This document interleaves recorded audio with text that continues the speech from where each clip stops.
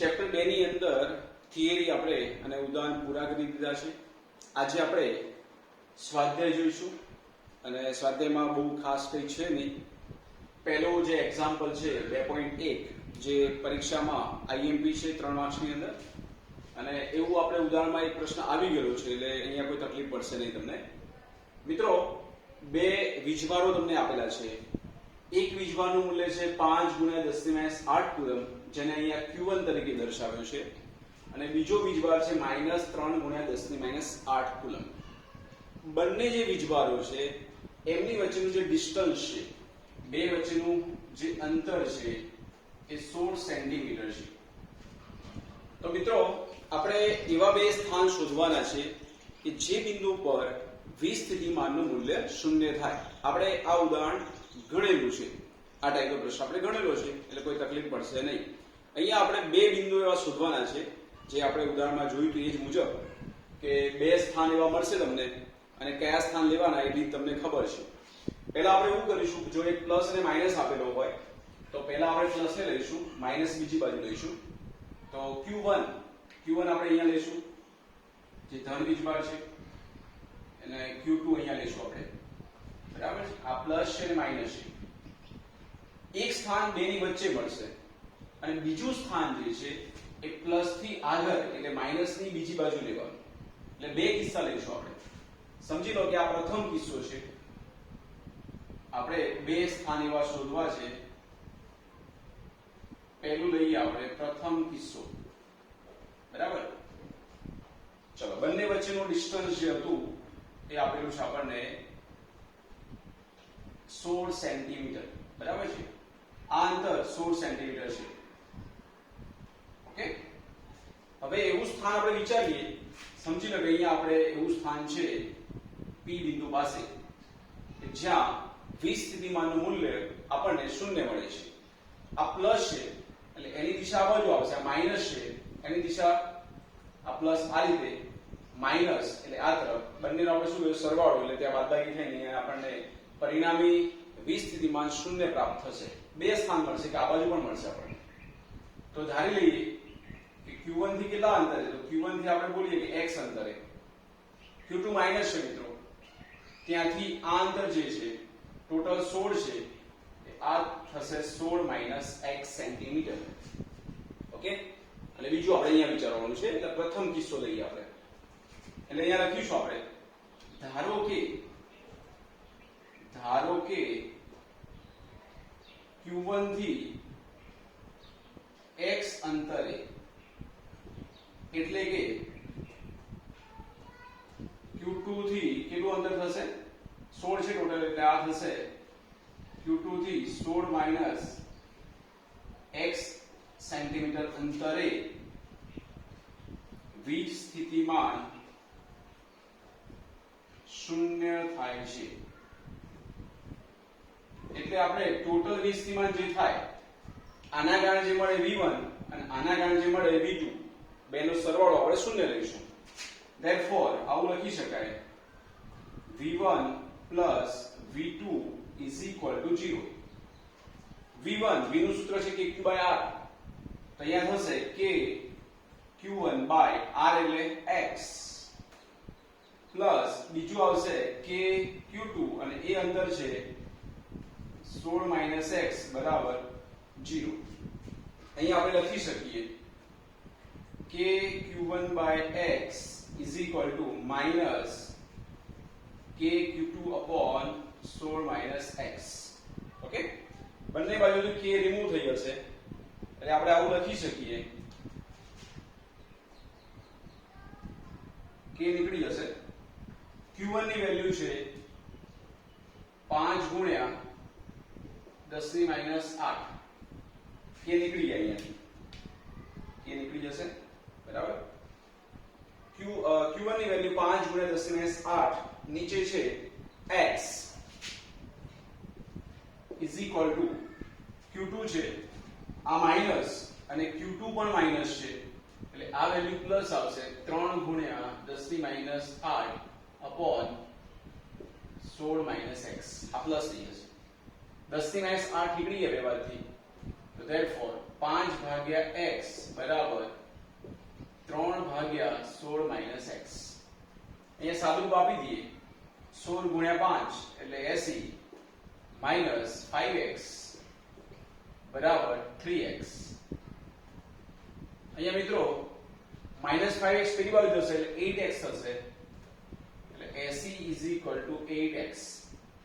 તો x બરાબર આવશે 80 ભાગ્યા 8 એટલે જવાબ થશે 10 અને આ સેન્ટીમીટરમાં છે. તો આપણને એક સ્થાન મળ્યું પહેલા વીજભારથી કેટલા અંતરે? પ્રથમ વીજભારથી 10 સેન્ટીમીટર અંતરે અહીંયાથી. તો આ કેટલું કહેવાય? તો આ 10 તો આ થશે 6. એટલે આન્સર બે રીતે આપી શકીએ. અહીંયા લખી શકીએ આપણે એટલે કે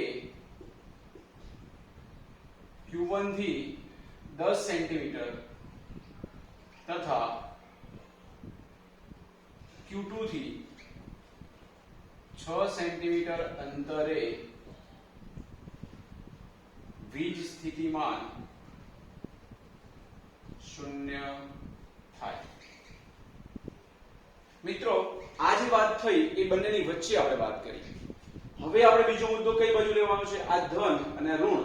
તો ઋણની બીજી બાજુ લેવાની, આ બાજુ નહીં. મેં તમને ઉદાહરણમાં સમજાવેલું છે. ઓકે, બીજો કિસ્સો આપણે લઈશું. બીજો કિસ્સો ઋણથી પેલી બાજુ, બરાબર છે? તો અહીંયા આપણે બીજી ઘટના આવી વિચારીએ.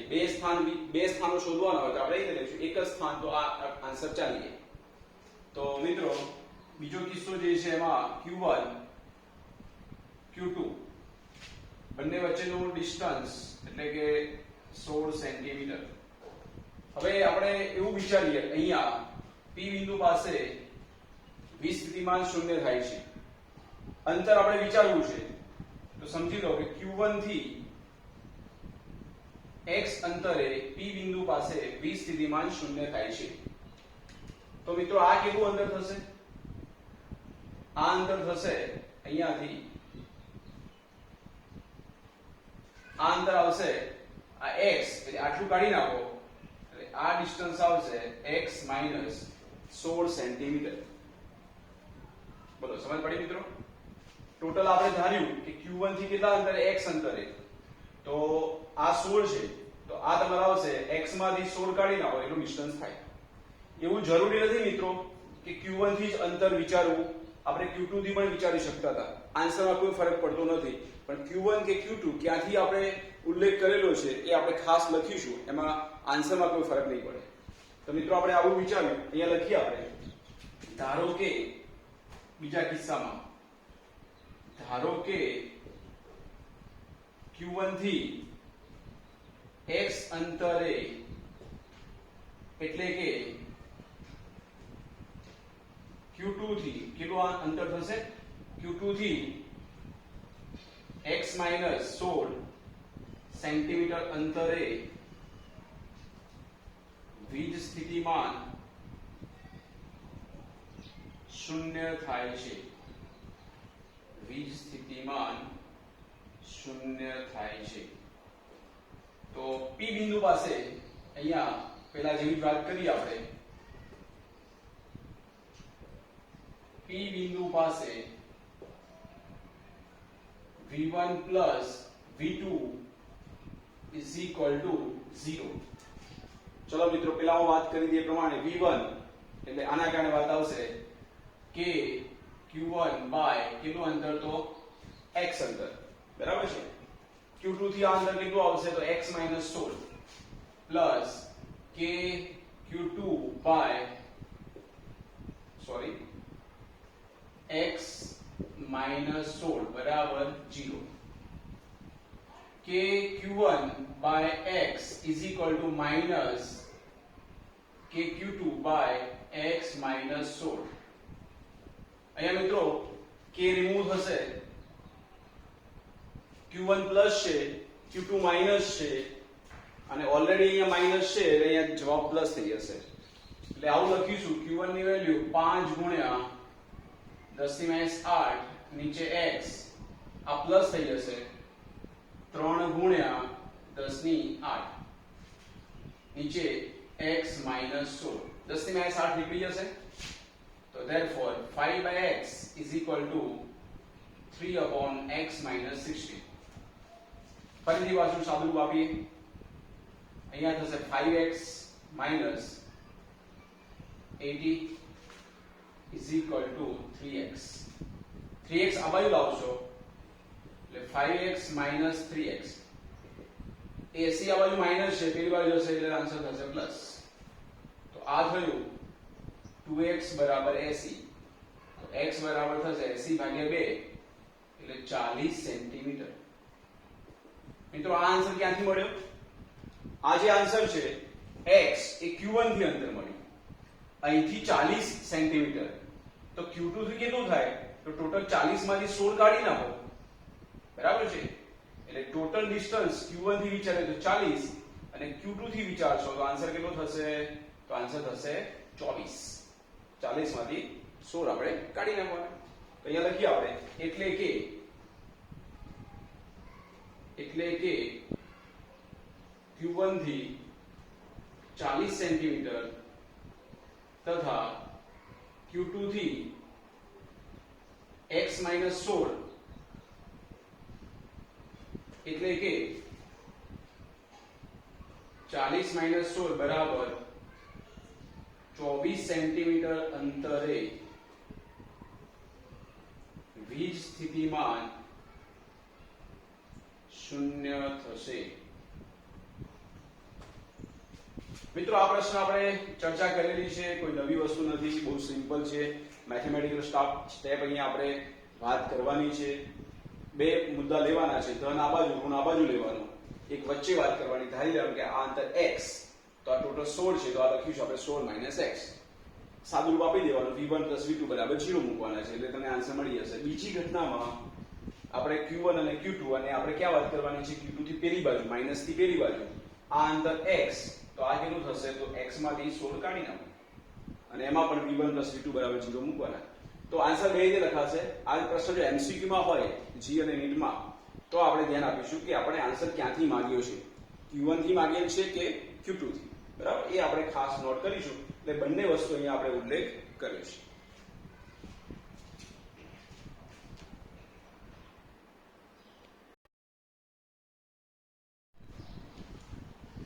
એક્ઝામ્પલ સ્વાધ્યાયનો 2.2 MCQ ટાઈપનો પ્રશ્ન છે કે 3 માર્ક્સમાં પૂછાય નહીં એક ષટકોણ આપેલો છે અને ષટકોણના દરેક ખૂણા પર q વીજભાર આપેલો છે જેનું મૂલ્ય છે 5 માઇક્રોકુલમ એટલે 5 ગુણ્યા 10 - 6 કુલમ તો વાત એવી છે કે આ ષટકોણના કેન્દ્ર પર કેન્દ્ર O લઈ લઈએ આપણે કેન્દ્ર O પર વીજ સ્થિતિમાન શું થાય તો આપણે વીજ સ્થિતિમાનનું સૂત્ર છે એટલે v બરાબર આપણે લખી શકીએ કે q/r v માટે આપણે ટોટલી કેલ્ક્યુલેશન કરવાનું છે એમાં કોઈ દિશા જોવાની નથી બરાબર છે e હોય તો આપણે દિશાનું બધું ધ્યાન રાખવું પડે v માટે આપણે v બરાબર kq/r સમીકરણ વાપરવાનું છે તો મિત્રો એ દરેક બાજુની લંબાઈ જે આપેલી છે એ 10 10 10 છે 10 સેન્ટીમીટર તો મિત્રો આ અંતર શું થાય આ અંતર કેટલું થાય આ વીજભારના કારણે કેન્દ્ર પર વીજ સ્થિતિમાન શું થાય તો તમે 1 નું ગણશો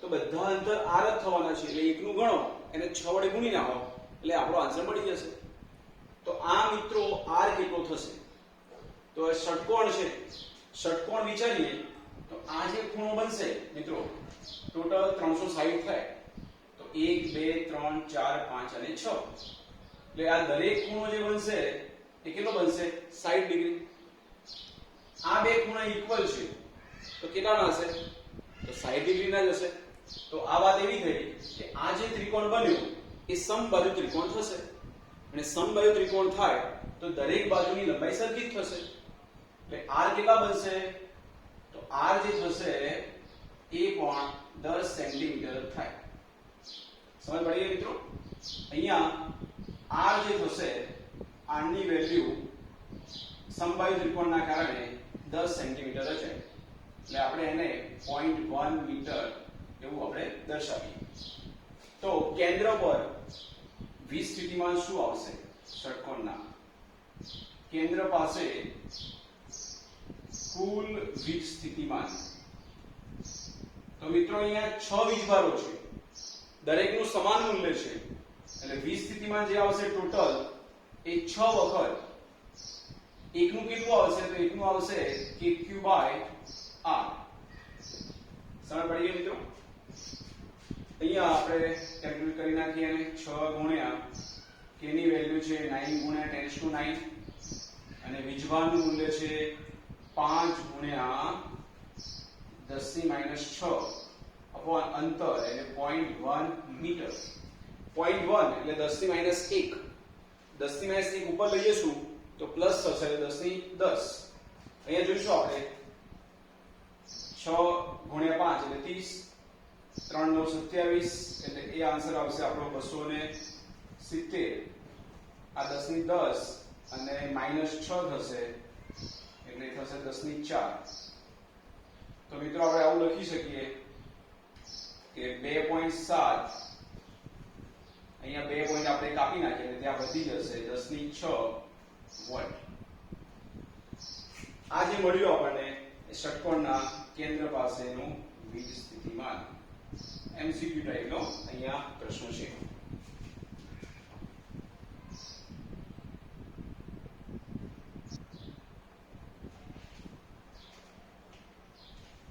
બે પોઈન્ટ 3 એ પણ મિત્રો એમસીક્યુ જેવો પ્રશ્ન છે.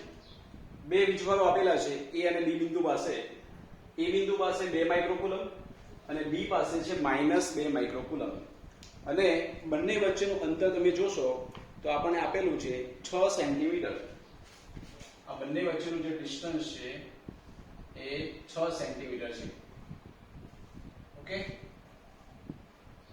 પ્રશ્ન કંઈક આ ટાઈપનો છે. અહીંયા તંત્રના કોઈ સમસ્થિતિમાન પૃષ્ઠની ઓળખ કરો. સમસ્થિતિમાન પૃષ્ઠ. સમસ્થિતિમાન પૃષ્ઠ એટલે કે એના દરેક બિંદુ પાસે આપણને 20 સીમાનું મૂલ્ય સમાન મળે, પણ એકના કારણે હોય તો આપણે ગમે ત્યાં દોરી શકીએ, કોઈ પ્રશ્ન નથી. પણ અહીંયા બેનું કોમ્બિનેશન છે. તો મિત્રો ડાયપોલ જેવી રચના છે. અહીંથી વિચારીએ આપણે આ ધન અને આ ઋણ. ધનની દિશા ક્ષેત્ર કઈ તરફ હોય, તો ધનનું જે ક્ષેત્ર છે આ તરફ હશે, બહાર નીકળ્યું. ઋણ જે છે એનું ક્ષેત્ર અંદર દાખલ થાય. હવે મિત્રો અહીંયા 2 માઇક્રોકુલમ થી આ ટોટલ 6 સેન્ટીમીટર છે. તો આના કારણે 20 સીમાન ગણીએ આપણે તો સૂત્ર v બરાબર kq બાય r. આના કારણે લઈશું તો પણ v બરાબર kq બાય r. બરાબર છે? તો બંને માટે k ઇક્વલ q ઇક્વલ, તો આપણે r પણ ઇક્વલ લઈ લઈએ તો જે તે બિંદુ પાસે 20 સીમાન સમાન મળશે.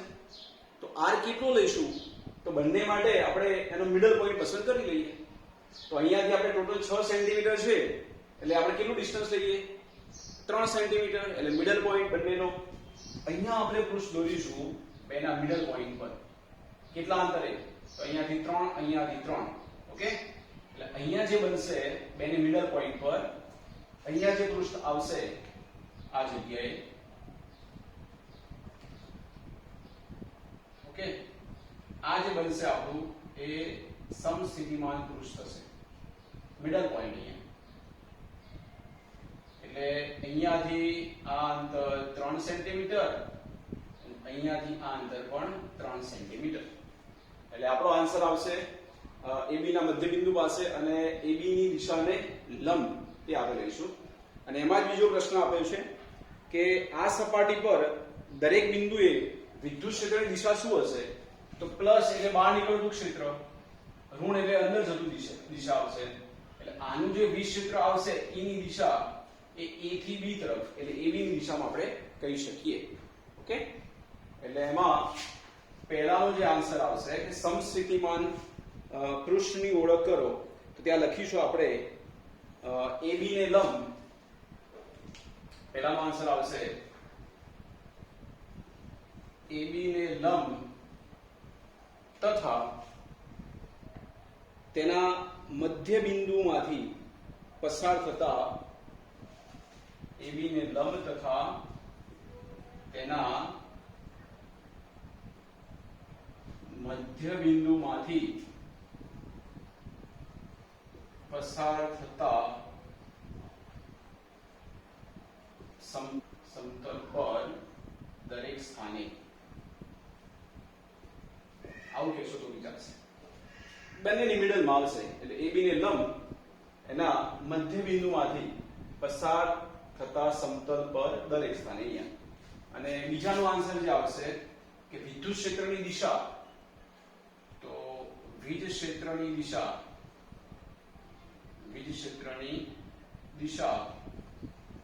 A થી B તરફ, અથવા એવું કહી શકીએ કે AB ની દિશામાં એમ કહેશો તો બી ચાલશે.